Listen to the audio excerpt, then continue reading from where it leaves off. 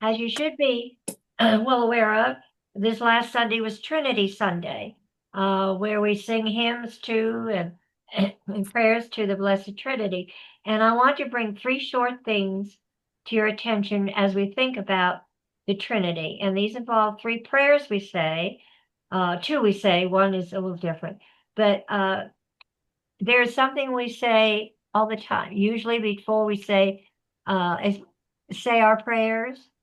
It's something we say when we end our prayers. We say it throughout our uh, communion services.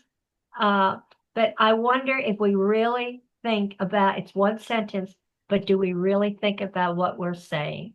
And that is in the name of the Father and of the Son and of the Holy Spirit.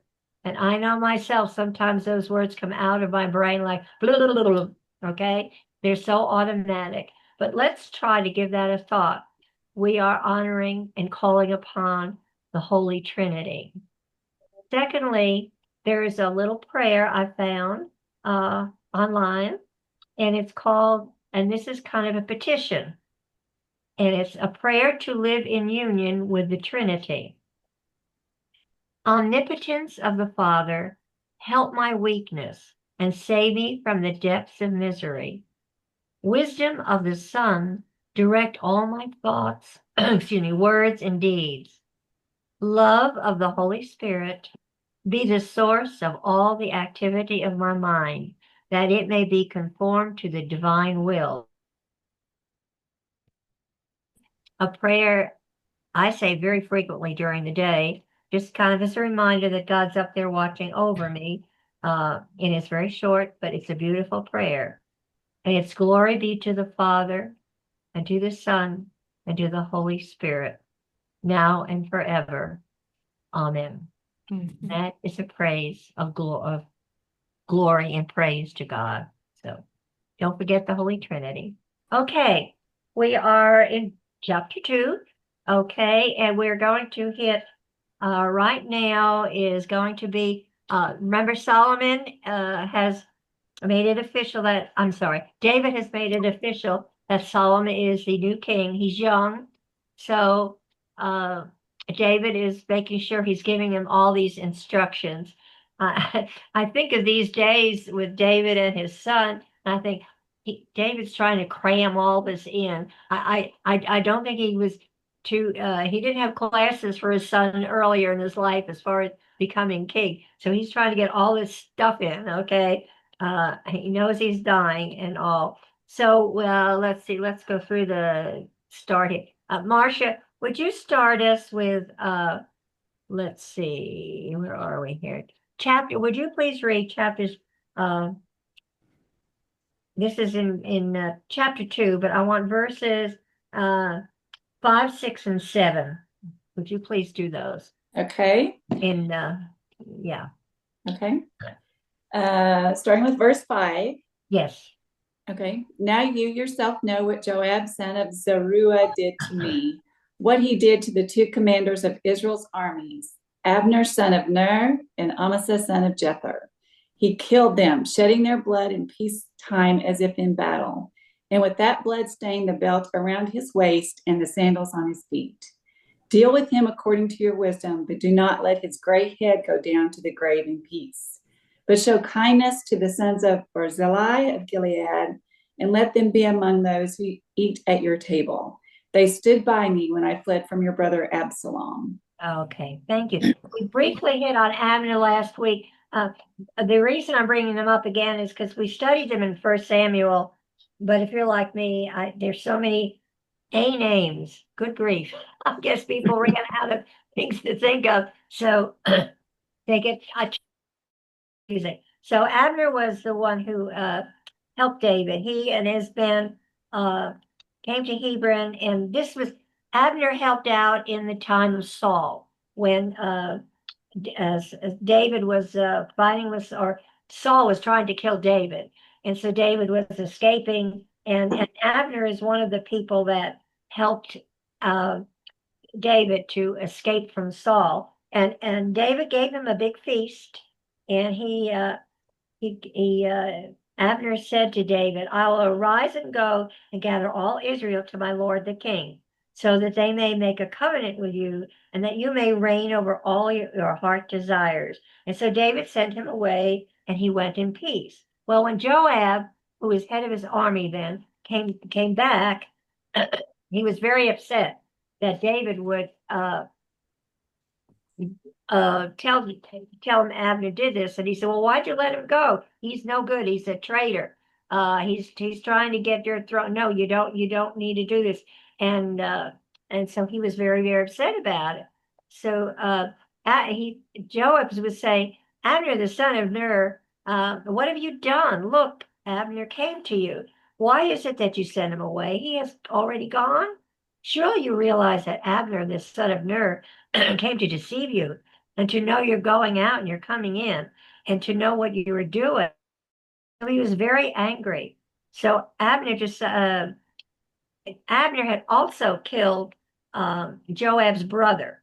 So Joab was also out for revenge to kill Abner. So all this was going on in his mind. So the thing that David is finally years later has become upset with is when Joab had gone from David's presence, he sent messengers after Abner, but David didn't know this. So now Abner had returned to Hebron at the call of Joab, not David, Joab, okay? So Joab took him aside in the gate to speak with him privately, and there he stabbed him in the stomach. And so he died for the blood of Ashael, his brother, and we know out of jealousy from Joab. Then Amasar, again, this is using deception. Joab murders Amasar. When they were at Gibeon, Amasar came before them. Now Joab was dressed in battle armor, and on it was a belt with his sword fastened in its sheath at his hips. And as he was going forward, it fell out. Then Joab said to Amasar, "Are you in health, my brother?" And Joab took Amasah by the beard with his right hand to kiss him. But Amasah did not notice the sword that was in Joab's hand, and he struck him with it in the stomach, and his entrails poured out on the ground, and thus he died.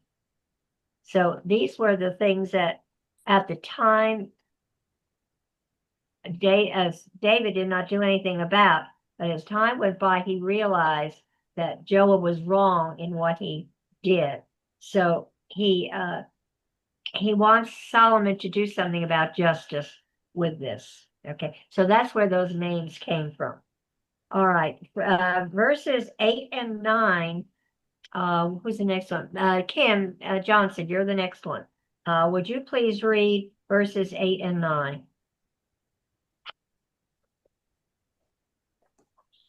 And remember, you have with Shimei, son of Jerah, the Benjamite from Bahurim, who called down bitter curses on me the day I went to Mahanaim.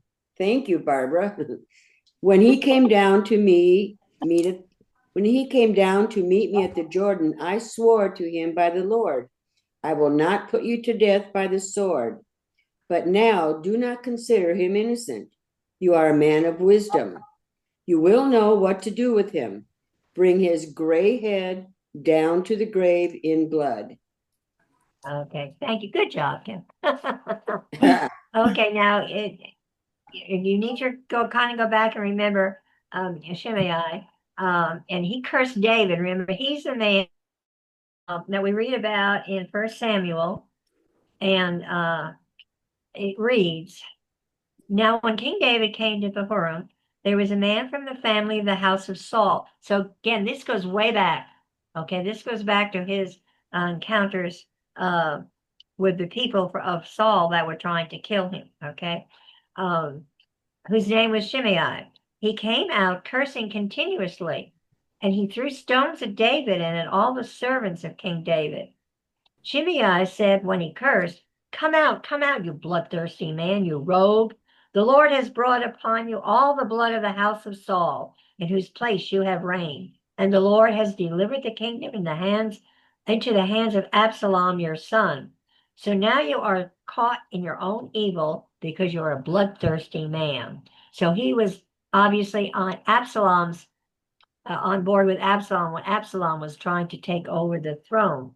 Now, Shimei was very wrong because, number one, David actually treated Saul and his family with great love and graciousness. You know how many times he could have killed Saul, but he didn't. He let him go. Shimei was wrong because David was not a bloodthirsty man. It is true that he was a man of war, but not a bloodthirsty man. Shimei was wrong because David did not bring Saul and his family to ruin. Saul himself brought the family to ruin. Shimei was right that God had brought upon David, but not for any of the reasons Shimei thought. David let Shimei speak because he was not a bloodthirsty man. Ironically, if David were the kind of man Shimei said he was, Shimei would have been killed. David let Shimei speak because he saw the hand of God in every circumstance. He knew that God was more than able to shut Shimei up, so David didn't need to give the order. Now, the retribution for what Shimei did will come up later in this chapter. Okay, how he is brought. Bar- Yes, Barbara, yes, I think it's interesting though that because he talks about he's giving instructions here to Solomon, yes, and he's actually telling Solomon, you take care of all these guys that did wrong to me. right. So David held a grudge. I don't know how. He didn't do it, but he passed it on. It will come out in my explanations that David had made a vow to the first ones, to Joab and to Shimei, that he vowed that he would not kill them. Okay, Right. but as time went on, he felt justice needed to be done, and according to the commentary, we don't know what was in his heart, but according to the commentary, he was merciful to them, and he let them go, but he felt somewhere along the line they needed to meet justice. But he had vowed not to kill them himself, and therefore he did not want to go against his vow. But as you said, he found nothing wrong in telling Solomon. But it's interesting because he did tell Solomon to do it through his wisdom, and for Solomon to, come up with the right answer to this. Okay, and it's kind of interesting how it all comes out. But there's quite a bit of commentary that goes back to these acts, pro and con, and of course the commentary is just that what it is, commentary. So, okay, so to quote what we just read, do not let his gray hair go down to the grave in peace. Okay, David wanted Solomon to begin his reign in justice and to first give justice to Joab, who was guilty of murder, of both Abner, the general of Israel's army under Saul, but who later came to David, and Amasa, one of David's military commanders. And now, mind you, what he's telling Solomon is years later after the fact. Okay. We know Solomon reigned for many, many years. Okay. And was it 40? It's 40, isn't it, Marlene? Okay. Yeah. 40 years. So the initial events took place early, 40 years before. All right. But through all that time, David realized that these men really should be brought to justice, and so he wants his son Solomon to carry out that judgment because he made a vow not to do it. Joab is one of the more complex characters of the Old Testament. He was fiercely loyal to David, yet he was not obedient. He disobeyed David when he thought it was in David's best interest, and he was cunning. He was ruthless in furthering his own position. So it seems to me that David sees Joab as a man who was very faithful to him and carried out his wishes, as long as they didn't interfere with what Joab had. Joab wanted to rise. He knew he couldn't be king, but he wanted to be the first man under the king, okay? And he did a lot of things so that he could make that possible.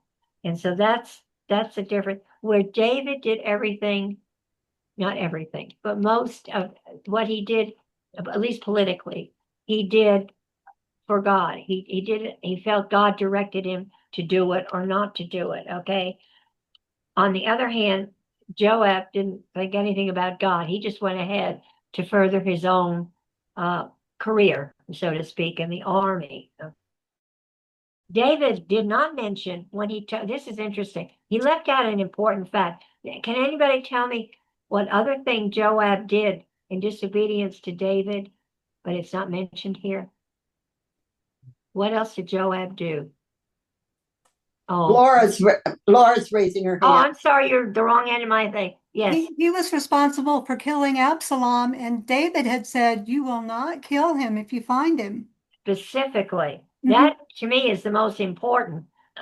All that other that he was told, that's why he went ahead, because Joab knew if Absalom became king, he was out of a job, okay, and more than likely would be killed, okay. So even though David wanted to spare Absalom, Joab went in there and killed Absalom. But it's interesting that it's not brought out at this point that he did that, but it's not. Okay. So David did not mention Joab's killing Absalom, which David commanded him not to do. Perhaps by this time, David recognized Absalom did in fact have to die for his treason and attempted murder against David. So it looks like he's almost clearing him of it, so he didn't bring it up. Now, many people think that David did not command Joab's execution during his lifetime, because this is, I got to preface it. This isn't not that important, a paragraph, but it made me think that things have not changed and history repeats itself. And this is what I would call a classic conspiracy theory. And Lord knows when you look around in politics and all today, they're in space travel and all these kind of things. There's all kinds of conspiracy theories. So although this has pretty well been discounted, I just think it was interesting to throw in is that thousands of years later, we're still doing the same thing. So for what it's worth, I'm going to read this little paragraph. Many people think that David did not command Joab's execution during his lifetime because Joab knew about the murder of Uriah, the husband of Bathsheba. The idea is that Joab used this knowledge as blackmail against David. This may be true, but it seems that others knew of David's sin with Bathsheba against Uriah, people such as Nathan the prophet and the servants in David's court.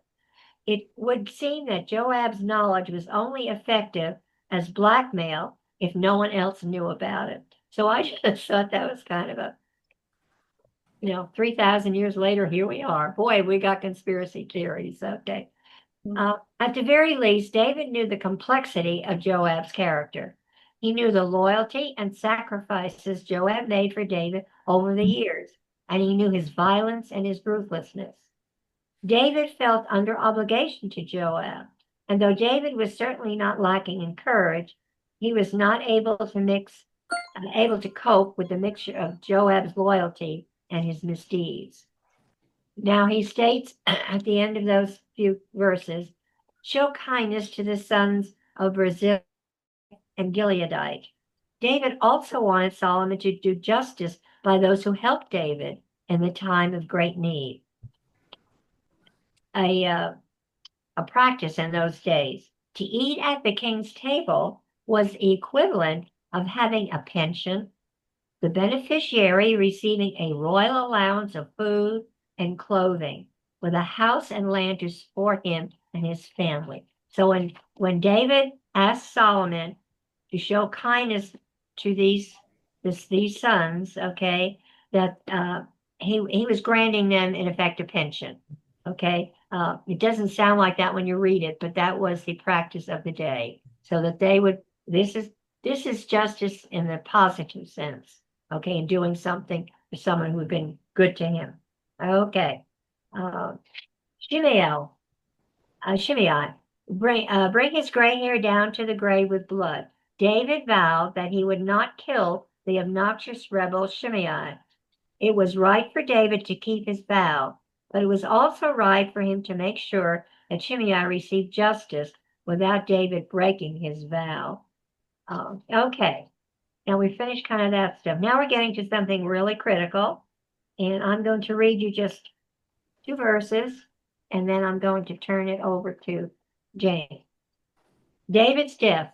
This is in verses 10 through 12. So David rested with his fathers and was buried in the city of David. The period that David reigned over Israel was 40 years. 7 years he reigned in Hebron, and in Jerusalem he reigned 33 years. Then Solomon sat on the throne of his father David, and his kingdom was firmly established. I'll go over the commentary for that when Jane finishes, but she has a little more explanation and a little more to say out of Chronicles than Kings has to say about his death. Janie, it's yours. Okay. So Barbara was really correct when she said I have a little more to say. Or a lot, Thank you whatever. for that. Thank you for that great lead in, Barbara. A lot more to say. Well, you know, before I get started in that, I was thinking about how we spend a lot of time lately, years, studying the Old Testament, right? And the relevancy to studying the Old Testament as it pertains to the New Testament, and how so many people are avid readers of the New Testament, but they won't open the Old Testament. And you get to thinking about how much they're really missing, because we've talked about this a million times, but it was just hitting me as I was reading this again to think on it. They're so connected with each other, and people are really losing out on the total word if they don't read the Old Testament. And I was thinking about all the things in the Old Testament as I was made a list. This is just a partial of things in the Old Testament. Things like from the creation, the patriarchs, the genealogy, the prophets, prophecy, the commandments, the covenants, the Psalms, the Proverbs, and the interconnection between all of that in the entire book. And for the life of me, I cannot understand how anybody can truly understand the full Bible if they don't read both books. You got to read the whole thing, right? The relevancy and the importance and the connection of the two Old and New Testaments is unfortunately missed by way too many true believers. But anyway, but not by this group. So I'm so thankful for this Bible study in so many ways. Yes, Marlene. Jane? Oh, Laura has something, and then I'll go ahead, Laura. It's just a silly comment. I think that the Old Testament, part of the reason people don't read it is because of the difficulty in the names and all of the geography and the begat. You know? Probably very true. Yeah. But still, they're missing out. Yes, Very true. And what I was going to say, this is about these 2 verses, 10 through 12. Remember that David was actually crowned king or named king 3 times. 3 times. Right. The first time was as Saul was still alive, and he had no kingdom. I mean, he was blessed and named king by Samuel, but he had no kingdom. The second time he was named king and installed or crowned, whatever you call it, only Judah followed him. Then that's what they're talking about, where he reigned in Hebron for 7 years, and in Jerusalem he reigned in Hebron for 7 years. Okay. Then he was crowned the 3rd time. And this is when he became king of all of Israel as it existed at that time. So true. So true. And when you think about it, it was Saul and then David and Solomon. They were all anointed more than once. Mhm. David the most, like you said, 3, but Saul was anointed twice. Solomon was anointed twice. So it seemed to be, based on the circumstances on the ground and how quickly they had to get these things done. And in David's case, God, like you said, Marlene, when he was a young guy, right? He was a shepherd boy. And God had a lot of grooming and teaching and training for him to be prepared to take over the whole kingdom. And he did. So good points. And thank you for bringing that up. Okay, so today I'm going to be reading from First Chronicles, the very end of the book. If you'll go to chapter 29, please. I'm going to read 26 through 28, just a couple of short verses there, and then we're going to talk about it just briefly beyond that. And if you happen to have your colored map that looks like this, handy. It's not imperative, but if you have it handy, that's great. I'll make a little reference to that. It's called the 12 Tribes of Israel that Marlene gracefully gave to us in color, which makes it very helpful. So with that, let me read these last couple of verses. Again, this is First Chronicles 29, verses 26 through 28. David, son of Jesse, was king over all Israel. He ruled over Israel 40 years, 7 in Hebron and 33 in Jerusalem. He died at a good old age, having enjoyed long life, wealth, and honor. His son Solomon succeeded him as king.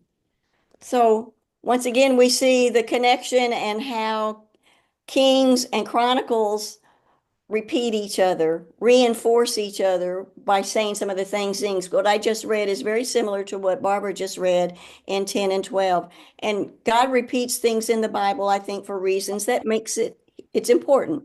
He helps us to remember it. There's a reason he wants to remember these things. So that's why we're kind of doing the study program between Kings and Chronicles the way we're doing it, with a major lead in Kings and a minor leader in Chronicles. Now then, if you look at your map, I was just going to point out where David was. And if you look at your map, you'll see the word kind of towards the bottom in red that says Judah. And if you look at the H in the word Judah and just kind of go up and over to the right a little bit, you'll see Hebron right there. So that's where he reigned for 7 years, okay? And then if you shoot up straight up from there, you'll see, I can hardly read it, Beth Zur, and then Bethlehem, and next is Jerusalem, right there on the border between the north and the south. So that's where he reigned for 33 years. In 1 Samuel chapter 16, we learned about David, kind of what I was just mentioning before. He was a young shepherd tending his father's flock, which is a parallel to Christ, of course. And he was selected by God and anointed as king over Israel by Samuel. But God didn't place him on the throne yet until the year 1011 BC at the age of 30, which is another parallel there to Jesus, the age of 30. His 40-year reign was initially divided. For the first 7 years, he ruled over Judah out of Hebron, and then he ruled over all of Israel out of Jerusalem. His reign ended with his death in the year 971 BC at the age of 70, and his son Solomon succeeded him as king. Now, I remember Barbara mentioning this a couple of weeks ago, but David died at the good old age of 70, right? And a lot of us on this call are beyond that already. So if 70 is a good old age, a lot of us ought to be feeling really terrific right now. uh, or maybe not, I don't know. The Bible provides several references to the burial of King David. In 1 Kings, 2nd chapter, verse 10, it is recorded, quote, "Then David rested with his fathers and was buried in the city of David," end quote. The city of David is understood to be a part of Jerusalem, particularly in the section called Zion. In Acts 2:29, now we go to the New Testament, and in Acts 2:29, the Apostle Peter is speaking on the day of Pentecost, referring to David's tomb. And read from that too. It reads, quote, "Brothers, I can tell you with confidence that the patriarch David died and was buried, and his tomb is with us to this day." End quote. This New Testament reference indicates that the location of David's tomb was known and recognized during the time of the very early church. I actually saw a picture. I was looking at pictures last night, pictures of the tomb, or what they think to be the tomb. It's not cast in stone, but what history over time has led us to believe is the tomb. And it's still there, and it was covered with some kind of covering. I don't know what it was. It was kind of hard to see. It was dark. And I could not figure out how to take a picture of that and share it with y'all. But if you're interested in seeing it, you can go online and look it up. It's kind of cool to see if that's really what it is. We don't know for sure, but that's what is general thought. Jane, Yes. when I was in Israel, I went there Oh, to, you did. Oh, yes. And it was very interesting because it's what I would almost say would be like a stone coffin, but there's like a wall, like it's like cut in half because men go in on one side and the women go in on the other side. So I only got to see half of the coffin. oh, okay. Interesting. Wow. I forgot that you had gone to Israel and seen that. Wow, aren't you lucky to have seen that? That would be my dream trip. I know. Yes, and I would love to go back, and it's unfortunate that I think it's going to be a while until it's safe to go there, but Well, if I'm still around when you go back, yeah, we can go together. I might like to go with you on that one. Oh, okay. Let's see. Where was I? Oh, let's see. Okay. Bear with me, girls. Okay, here we go. As we all know, God chose David to be king, the second king of Israel, and David will always be remembered for his unfailing love of God. He was linked with infamous stories that even non-Christians or non-Bible readers are familiar with. Uh, David and Goliath, David and Bathsheba, David and Jonathan, David and Saul. David wrote 73 or 75. I found two different references of the Psalms, and there's just so much more about this man. God's Davidic unconditional covenant was revealed by God to Nathan the prophet. So this is one of the greatest covenants. This covenant is found in 2 Samuel chapter 7, verses 4 through 16.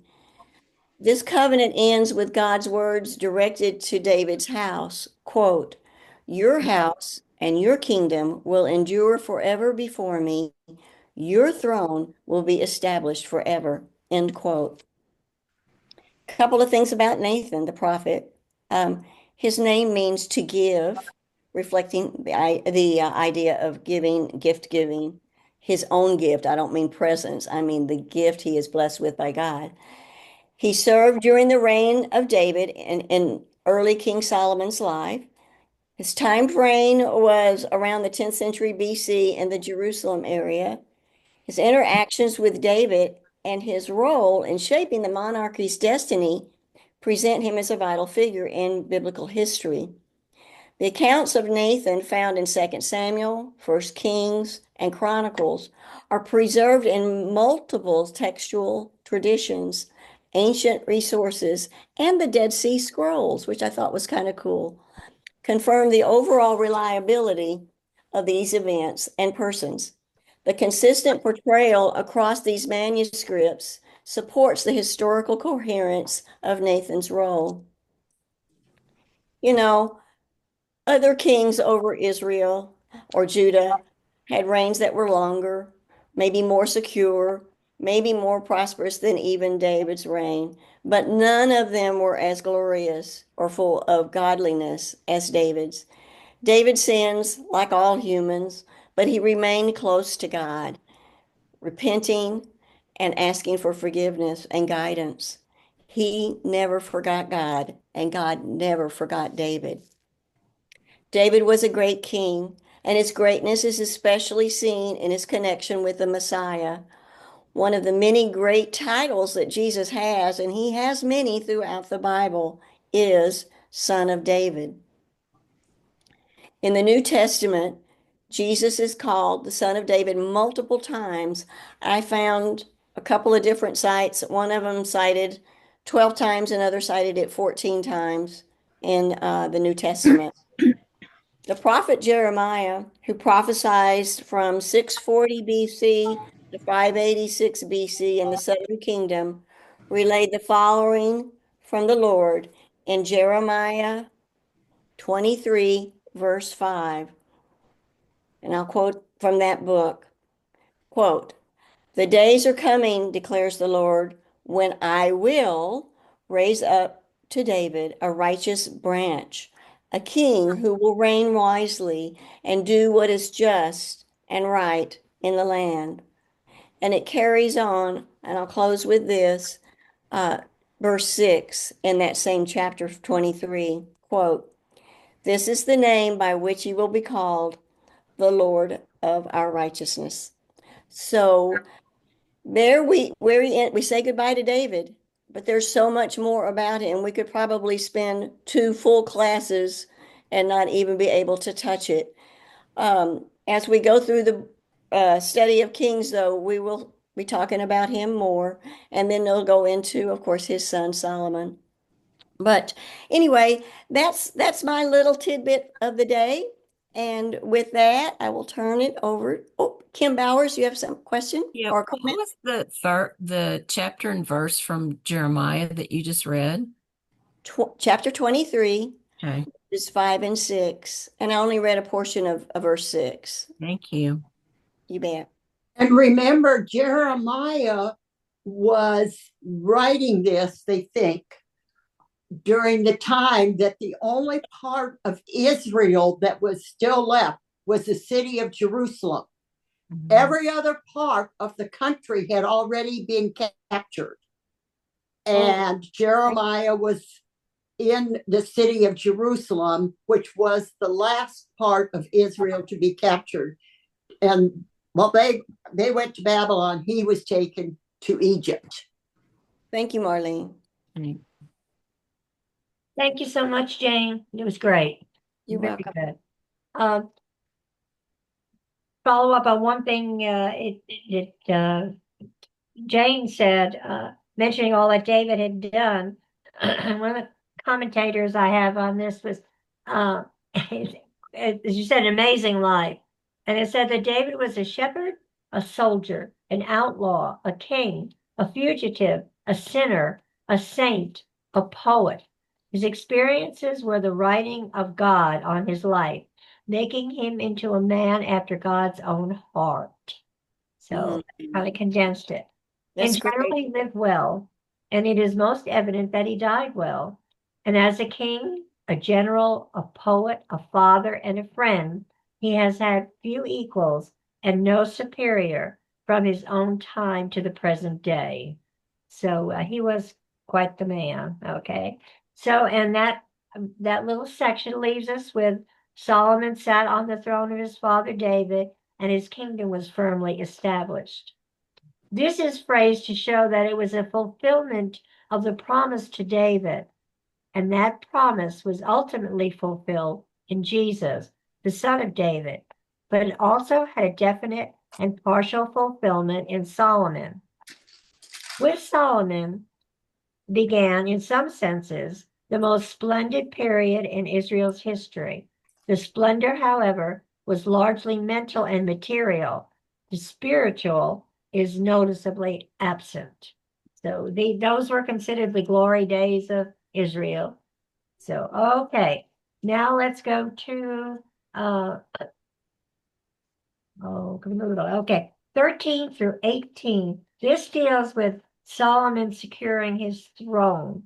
And now let's see where, Deborah, would you please read verses 13 through 18. Of course. Now Adonijah, the son of Haggith, went to Bathsheba, Solomon's mother.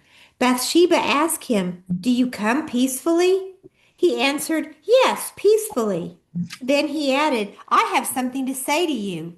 "You may say it," she replied. "As you know," he said, "the kingdom was mine. All Israel looked to me as their king. But things changed, and the kingdom has gone to my brother, for it has come to him from the Lord. Now I have one request to make of you. Do not refuse me." "You may make it," she said.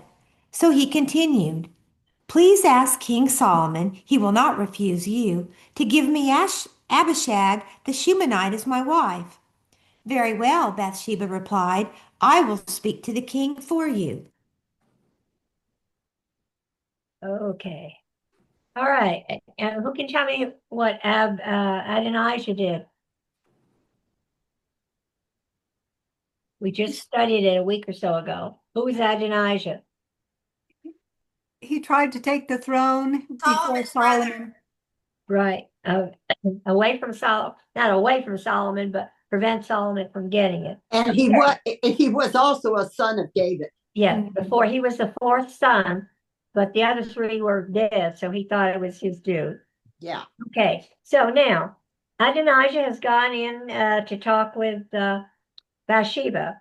So obviously Bathsheba lasted, that it's kind of like she was the love of his life because, he met her very early in his reign, and she's still obviously a very influential person in his life. She wasn't exiled to the harem, never to be seen again. So now, mind you, he's in his 70s and she can't be a whole lot younger.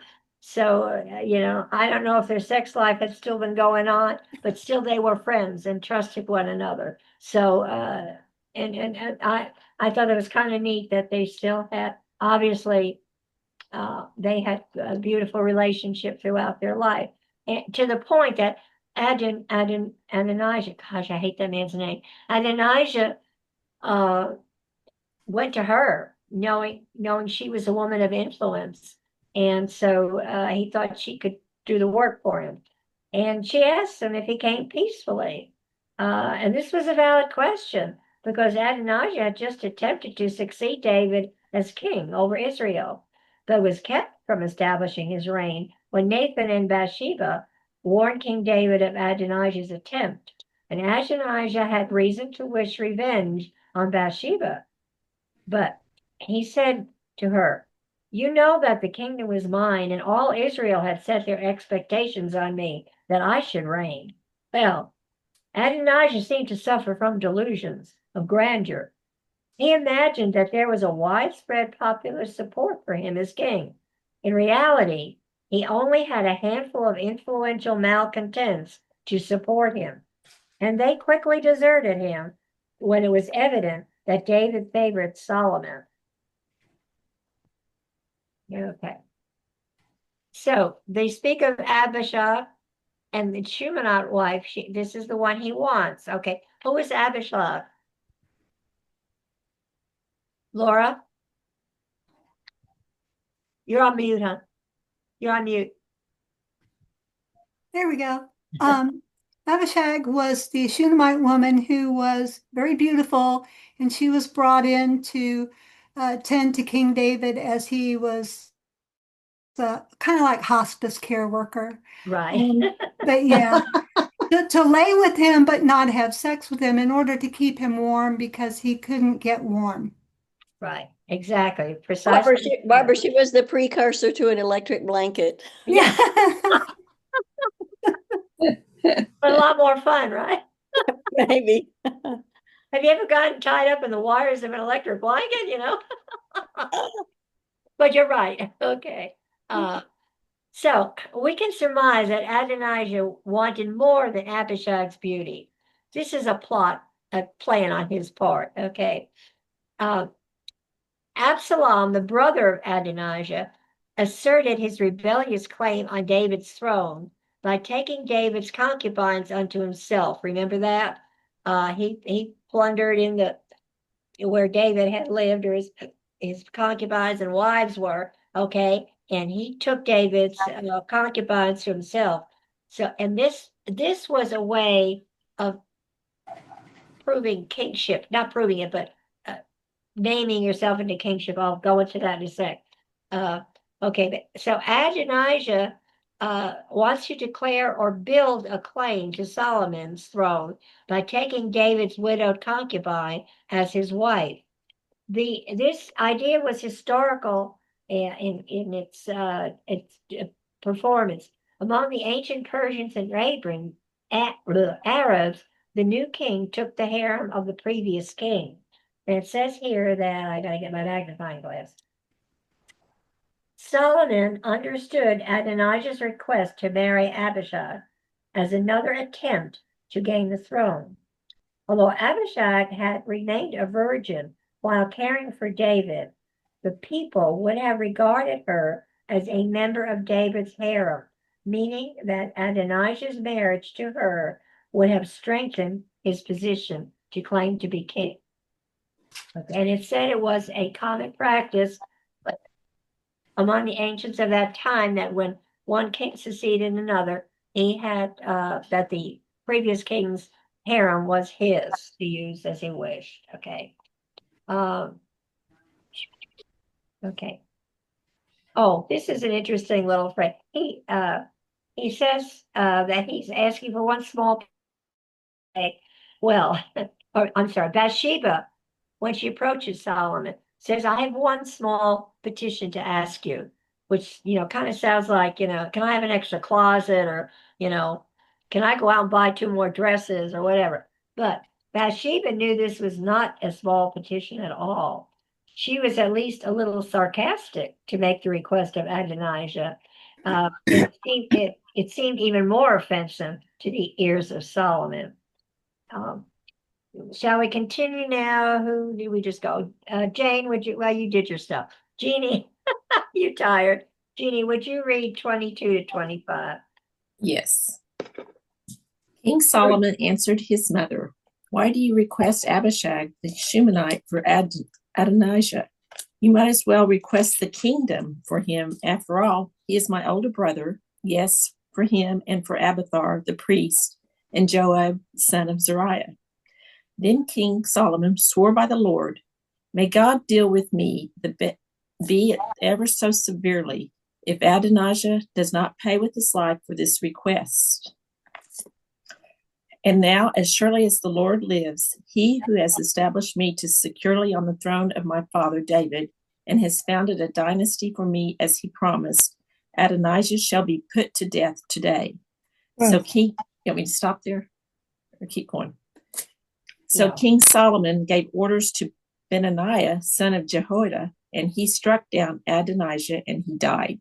Okay, thank you. Okay, so if you will remember, initially, Solomon showed a few verses back, chapters back, chapter 1, that Solomon had given Adonijah mercy after all he'd done.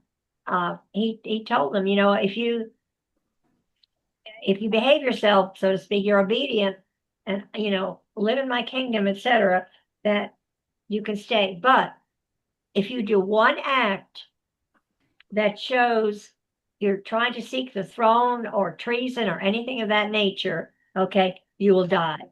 And so obviously Solomon, in his wisdom, realized, okay, he's trying to get the throne again. So you had it. You're going to die. And that was what, so Adonijah brought on his own death, okay? So Solomon understood the situation perfectly. He knew that this was Adonijah's attempt to declare or build a claim to the throne of Israel. "As the Lord lives, he who has confirmed me," this is Solomon speaking, "and set me on the throne of David my father." Solomon was zealous to give justice to Adonijah because he knew that God gave him the throne of Israel. So Adonijah will be put to death today. Solomon simply acted according to the terms of parole granted to Adonijah back in 1 Kings. And that stated And when he gave him mercy, he gave him the conditions. So Solomon said, if he proves a worthy man, not one hair of him shall fall to the earth. But if wickedness is found in him, he shall die. Well, Adonijah made a wicked, treasonous request, and he's executed because of it. So, Pretty severe. I'm sorry, what? Pretty severe. Yeah. Okay. Now we wonder why Adonijah, after hearing the warning Solomon had made in 1 Kings, would make such an outrageous request. Perhaps he felt that Solomon was too young and too experienced or too timid to do the right thing. But he soon found out that Solomon was a wise and decisive leader. Okay, where was it? Kim Bowers, would you read verses 26 and 27, please? You're on mute, hon. You're on mute. Sorry. That's all right. To Abiathar the priest, the king said, "Go back to your fields in Anathoth. You deserve to die, but I will not put you to death now, because you carried the ark of the sovereign Lord before my father David and shared all my father's hardships." So Solomon removed Abiathar from the priesthood of the Lord, fulfilling the word had spoken at Shiloh about the house of Eli. Okay, thank you. Sure. Okay, so Abiathar deserved death because he supported Adonijah as the next king. He was one of the top officials that got on there and pushed for this and worked for it. So and he did this in defiance of the will of God and the will of David. This was treason against both God and the king of Israel. And to this day, we know people are executed for treason. So this was warrant enough to do it. But Solomon is showing some mercy to Abiathar, okay?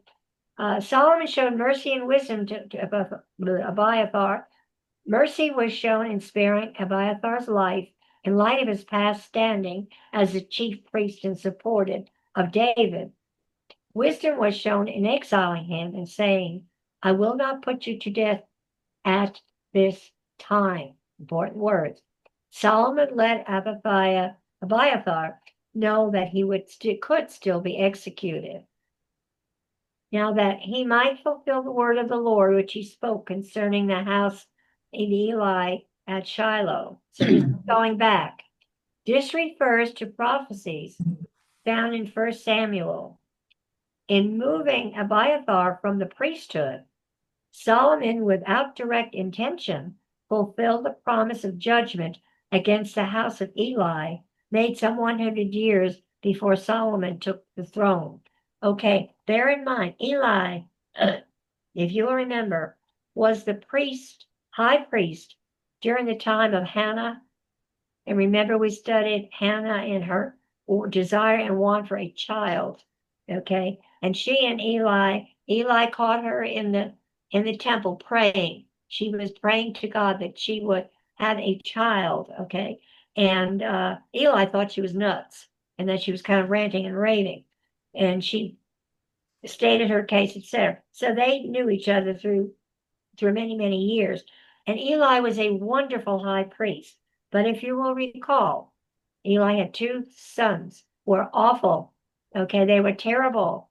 They sold harlots. They slept with everyone that came down the pipe.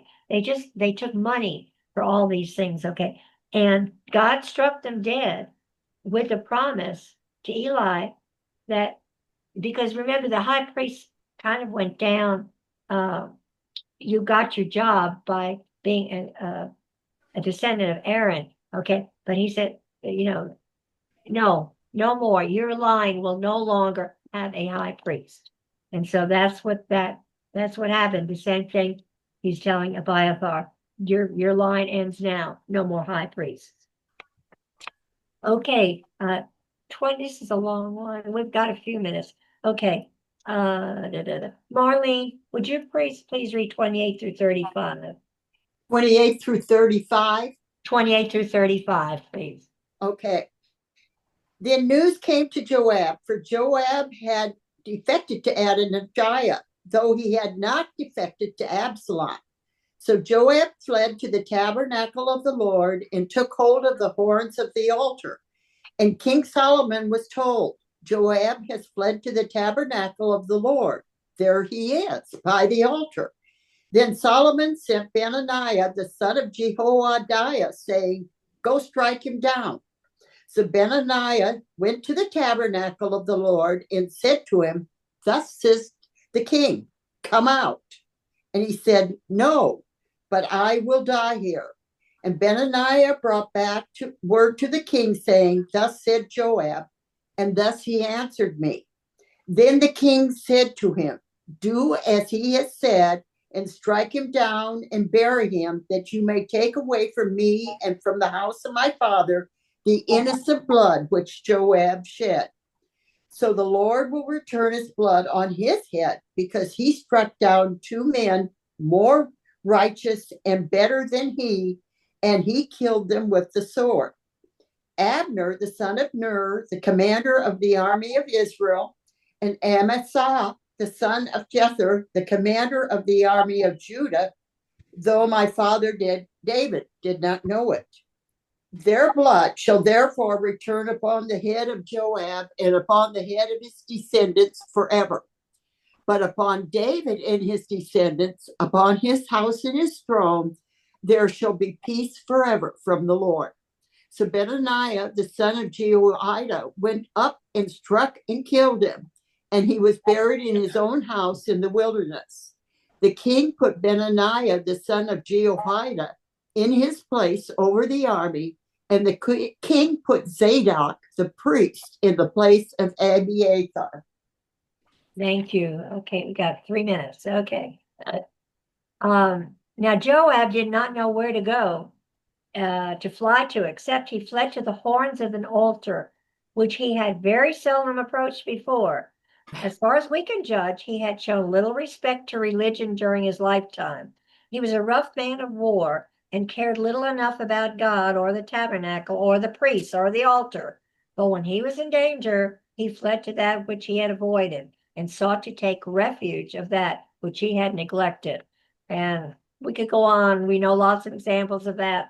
Okay, people don't turn to God till they're in trouble. Okay, although it was almost a universal custom in the ancient world to find sanctuary at a holy altar, Solomon knew that this ancient custom was not used in Israel to protect a guilty man.